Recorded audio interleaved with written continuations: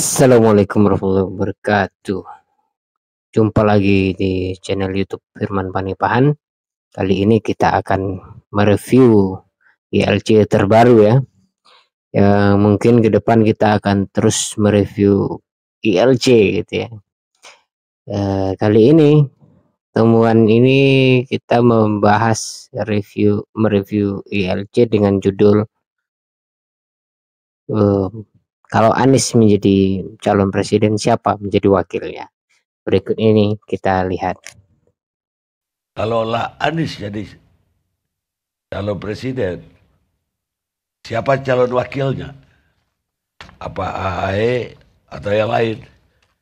Karena kencang juga suara agar Puan yang dijadikan wakil. Karena itu kami dari ILC mengadakan poli kecil-kecilan dari semalam yang hasilnya juga mengagetkan saya. Saya sendiri kaget lihat hasilnya. Ini hasilnya, pemirsa. Ternyata netizen itu netizen ILC lah, lebih memilih Anies AHY 65%. Anies Ganjar cuma dapat 6%. Kemungkinan pendukung Ganjar tidak rela kalau ditaruh di bawah Anies. Dan ada satu lagi faktornya, kerelawannya bubar, jadi tinggal 6%.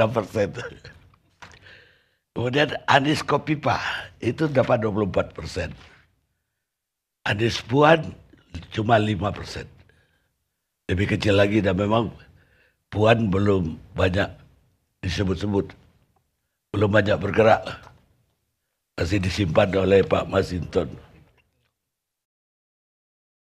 Baik, kita ingin dengar dari Direktur Eksekutif Indonesia Political Opinion, Denny Kurnia Shah. Sebenarnya bagaimana membaca banyak gerakan tanpa bola ini? Sebagaimana tadi yang kita dengar ya, Bang Karni Ilyas itu menyampaikan di pembukaan ILC ini bahwa politik hari ini banyak melakukan pergerakan, namun pergerakan tanpa bola. Apa yang dimaksud dengan pergerakan tanpa bola itu? Ya gerakan tanpa tujuan, tidak ada goalnya, kira-kira gitu ya. Tidak terbaca. Gerakan yang dikatakan kalau di dalam permainan bola, gerakan tanpa bola itu gerakan yang sia-sia gitu. Atau memang strategi gitu. Nah, ini situasi politik hari ini begitu yang disampaikan oleh Bang Karni Ilyas. Tadi juga ada sejumlah data yang dia sampaikan sesuai dengan tajuk malam ini, tajuk ILC kali ini, bahwa pendukung Anies Baswedan itu banyak ya. Kalau banyak pendukung Anies AHY sampai berapa tadi? 60% lebih gitu. Sementara Anies Ganjar itu 6%, Anies Khofifah itu juga relatif hanya 24% dan seterusnya itu ya. Nah, selanjutnya mari kita dengar bagaimana komentar. Ya, terima kasih banyak Angku Karni sudah mengundang untuk sharing data terkait dengan hasil survei yang dilakukan oleh Indonesia Political Opinion. Memang dalam beberapa waktu lalu, utamanya di pertengahan tahun 2022 sampai kemudian terakhir survei IPO di Oktober, ada kecenderungan yang menurut saya cukup berani karena agak berbeda dengan lembaga-lembaga yang lain meskipun secara substansi sebetulnya sama. Perbedaan itu mengakar pada persoalan bahwa Anies Baswedan yang notabene-nya adalah profesional non kader partai politik ternyata bisa masuk dalam 3 komposisi kontestan tertinggi, mendampingi Prabowo Subianto, kemudian Ganjar Pranowo, lalu ada Anies Baswedan. Bahkan dalam beberapa kali survei dilakukan, rupa-rupanya juga Anies Baswedan juga tidak jarang berada di posisi teratas, sesekali mengalahkan Prabowo Subianto. Meskipun dalam konteks itu bahwa elektabilitas Anies lebih dinamis dibandingkan dengan elektabilitas Ganjar Pranowo, termasuk juga dengan Prabowo Subianto. Yang paling stagnan sebetulnya adalah Prabowo karena posisinya dari yang sangat tinggi kemudian berangsur turun. Nah, simulasi itu kemudian dalam beberapa kali survei dilengkapi dengan komposisi berpasangan. Di bulan Oktober saja IPO membuat skema sampai 8 percobaan pasangan-pasangan kandidat-kandidat yang potensial akan terusung atau punya potensi terusung karena memiliki modal popularitas dan juga elektabilitas. Nah, dari Direktur IPO, Indonesian Political Opinion, menyampaikan data yang berbeda sama sekali dengan ILC gitu ya. Memang tidak bisa disalahkan juga ILC, dan kita bukan berarti juga membenarkan IPO gitu ya. Akan tetapi dari survei itu menunjukkan bahwa Anies Ganjar itu menduduki posisi tertinggi dibandingkan dengan Anies AHY gitu. Hanya saja sebagai catatan bahwa AHY adalah sosok di koalisi di koalisi perjuangan itu tadi, koalisi perubahan itu adalah politisi yang memiliki elektabilitas yang bagus gitu. Dia menduduki posisi kedua kalau disandingkan dengan Anies gitu. Jadi jelas jawaban dari Direktur IPO bahwa kalau ditanya siapa yang layak menjadi wakil, itu adalah AHY gitu ya, AHY. Ayo kita lihat selanjutnya bagaimana analisis dari Direktur IPO. Rupa-rupanya ketika kami sandingkan, pasangan paling tinggi itu mencapai 41%. Itu ada pada Anies Baswedan berpasangan dengan Ganjar Pranowo. Ini komposisi survei dengan 1.200 responden skala nasional, kemudian dengan random sampling, artinya surveyor itu tidak bisa memilih respondennya karena itu teracak dengan secara otomatis, kira-kira begitu. Nah, situasi itu ternyata juga sebaliknya. Begitu ada pasangan Ganjar Pranowo di posisi untuk capres, lalu Anies Baswedan dipasangkan sebagai cawapresnya, situasinya juga tinggi. Hanya saja tidak bisa melebihi 41% yang sudah didapatkan oleh Anies Baswedan ketika disandingkan dengan Ganjar Pranowo tadi. Posisi kedua dalam pilihan survei itu, Anies Baswedan bisa mampu mendapatkan posisi tertinggi keduanya ketika dia disandingkan dengan AHY. Jadi AHY menjadi prioritas kader partai politik di luar partai dominan, yakni PDI Perjuangan. Itulah kenapa kemudian kalau terjadi koalisi antara Nasional Demokrat dengan Demokrat, maka pilihan pertama sebetulnya sesama kader adalah AHY. Tidak ada tokoh lain di koalisi perubahan yang lebih potensial dibandingkan dengan AHY. Nah, di sini Direktur IPO memberi satu catatan ya, bahwa antara Anies Ganjar ataupun dibalik Ganjar dan Anies, kalau disandingkan sebagai capres dan cawapres, itu merupakan suatu yang sulit terwujud dan bahkan tidak mungkin gitu. Karena di sosok Anies itu dikenal dalam episode sejarah politik sebelumnya adalah anti oposisi lah, kira-kira ya, oposisi. Orang yang diusung oleh, katakan dalam tanda petik, adalah Islam atau orang-orang yang mirip-mirip PKS gitu ya. Nah, sementara Ganjar mewakili orang-orang kiri gitu. Mewakili orang-orang kiri dengan partai PDIP-nya gitu. Jadi tidak mungkin antara minyak dan air itu bergabung. Meskipun di dalam polling itu tertinggi, tapi itu tidak mungkin terjadi. Itu kira-kira yang disampaikan oleh Direktur IPO itu. Hanya saja Ganjar Pranowo secara ketokohan personalnya mendapatkan dukungan yang cukup tinggi begitu dia dihadapkan dengan Anies Baswedan. Nah, masalahnya kemudian adalah Kalau sampai kemudian misalnya dibalik, meskipun sebetulnya dua-duanya ini adalah skema yang sulit terwujud. Baik Anies Ganjar maupun Ganjar Anies kan sesuatu yang hampir mustahil lah. Kalau dari sisi konteks hari ini. Kenapa? Karena partai politiknya juga, afiliasinya juga tidak mengarah pada menyatunya dua tokoh itu. Nah, unik ya, ini fakta bahwa di masyarakat kita ternyata tidak melihat partai dan tidak melihat latar belakang partai. Walaupun sebagian mungkin melihat gitu. Tapi kebanyakan masyarakat kita itu membedakan partai dan tokoh gitu. Tidak peduli dia tokoh dari partai mana, jika dia baik, jika itu dianggap bisa mewakilkan, maka akan dipilih gitu.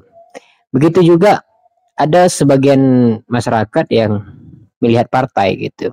Sehingga jika nanti Pak Ganjar Pranowo itu tidak jadi dicalonkan oleh Bu Megawati, maka akan jatuh pilihannya pada Puan Maharani.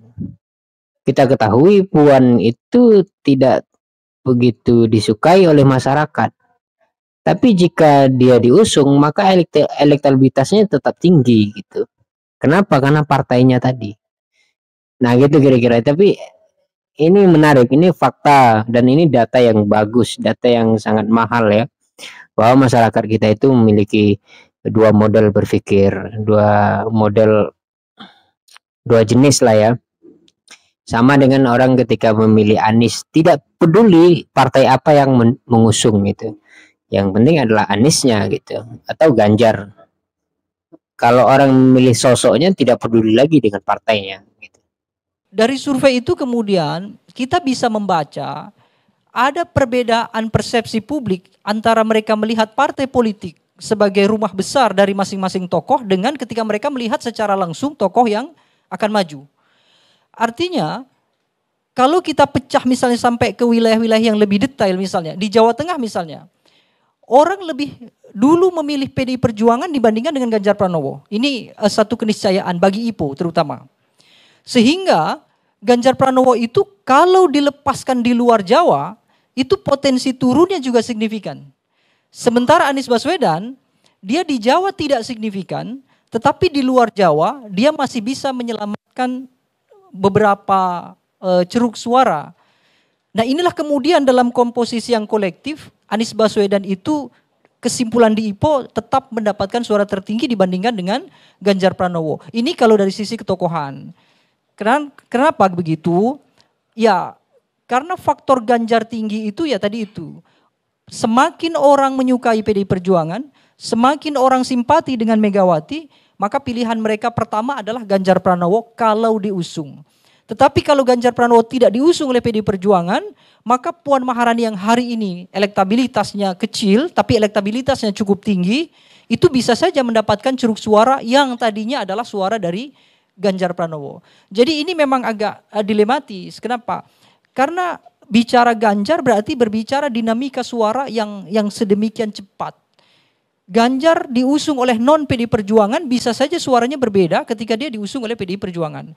Tetapi bagi Anies Baswedan, entah dia diusung oleh Nasional Demokrat maupun oleh partai yang lain, bahkan mungkin PKS sekalipun, tidak terjadi penurunan yang signifikan atau penambahan yang signifikan. Kira-kira begitu sebagai pengantar, Anggung. Nah kan benar. Jadi permainannya begitu. Jadi ada orang yang memilih karena partainya, ada yang memilih karena sosoknya gitu. Kira-kira. Baik, tadi itu dari berapa survei itu dari berapa responden? Survei kami selalu 1.200 responden skala nasional dengan sampling error di bawah 2,9%. Akurasi maksimumnya bisa 95%. Bukan, berapa manusia? Oh, tokoh yang diuji? Respondennya berapa? 1.200. Oh, 1.200. 1.200. Itu standar survei untuk nasional, saya kira hampir semua lembaga survei menggunakan skema yang sama. Ya, agak terbalik dengan polling kami yang tadi saya bacain. Polling kami tadi justru Anies kalau disandingkan AHY dapatnya cuma 6%. Dari 17.000 putar. Anies Ganjar. Anies Ganjar. Dapatnya cuma 6%. Lah, kan terbalik tadi Anies Ganjar di survei ada 41%. tinggi sekali kan. Iya benar begitu, bahwa memang survei yang bisa dipertanggungjawabkan itu adalah survei konvensional gitu, bukan online seperti yang dilakukan oleh ILC itu ya. ILC pasti yang masuk di notifikasi YouTube itu adalah yang subscribe gitu. Yang subscribe seperti saya, yang subscribe itu saya mungkin juga ikut polling itu gitu. Tapi kalau yang tidak subscribe itu kan masih banyak sekali gitu. Di situ tadi saya lihat ada sekitar 7.000 responden gitu kan. Luar biasa begitu banyak, tapi sayangnya tidak bisa dipertanggungjawabkan karena pengikut ILC ini bisa jadi adalah satu ini apa namanya, satu warna gitu, satu warna. Karena memang di dalam teori sosial juga seseorang itu kan ngumpul dengan orang-orang yang dia senangi gitu. Seperti atau paling tidak kelompok itu berkumpul dengan kelompok-kelompok yang mirip-mirip dengan dia gitu. Paling contoh paling realnya adalah pemain bola pemain bola kaki tidak mungkin berkumpul dengan pemain bola voli gitu. Mungkin itu terjadi tapi bukan di saat pertandingan atau tidak di saat latihan atau jam-jam tertentu. Tapi itu juga kumpulnya bukan karena olahraganya tapi karena hal-hal yang lain, kepentingan yang lain gitu. Ya, jadi memang begitu. Di LC ini peminatnya adalah orang-orang yang suka melihat kritik terhadap pemerintah gitu. Jadi betul sekali gitu. Baik, kalau itu apa analisa Anda bisa berbeda dengan polling? Oleh polling nggak memenuhi metode ilmiah kan? Yang pertama begini, Angku, bahwa survei lembaga-lembaga survei yang sepanjang reputasinya masih bisa dijaga itu adalah survei konvensional yang mereka harus bertemu secara langsung dan sebaran komposisi respondennya itu tidak bisa ditentukan oleh surveyor. Artinya misalnya ada wilayah-wilayah tertentu, Jawa Tengah misalnya. Jawa Tengah itu punya porsi terbatas. Karena apa? Karena populasi kami juga dibatasi sesuai dengan jumlah suara yang masuk di pemilihan umum 2019. Artinya setinggi-tingginya di Jawa Tengah tetap saja akan terbatas sesuai dengan maksimum populasi yang ada. Sementara untuk survei di media sosial kan yang pertama kita tidak bisa membatasi dari komposisi geografisnya. Lalu kita juga tidak bisa membatasi karakter dari yang mengisi survei. Bisa saja karena yang melakukan polling adalah akun YLC begitu, maka besar kemungkinan orang yang punya ketertarikan mengisi itu adalah orang-orang yang memang secara karakter menyukai dari YLC. Maka saya bisa saja simpulkan, ternyata pendengar YLC atau orang-orang yang mengkonsumsi informasi dari YLC adalah lebih banyak mereka adalah orang-orang yang memang loyal terhadap Anies Baswedan juga AHY. Meskipun sebetulnya dalam survei kami itu kalau di luar dari Ganjar Pranowo, AHY itu menempati posisi yang memang tertinggi dibandingkan dengan tokoh-tokoh yang lain di elit partai politik. Artinya AHY itu satu-satunya ketua umum yang bisa punya dampak elektoral terhadap Anies Baswedan sebagai yang tertinggi dibandingkan dengan ketua umum yang lain. Kira-kira begitu. Jadi kita ambil kesimpulan bahwa memang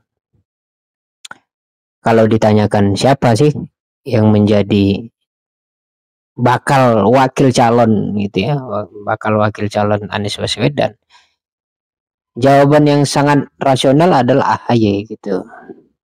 Karena dia memiliki popularitas yang tinggi dan elektabilitas yang tinggi sebagai ketua Partai Demokrat gitu.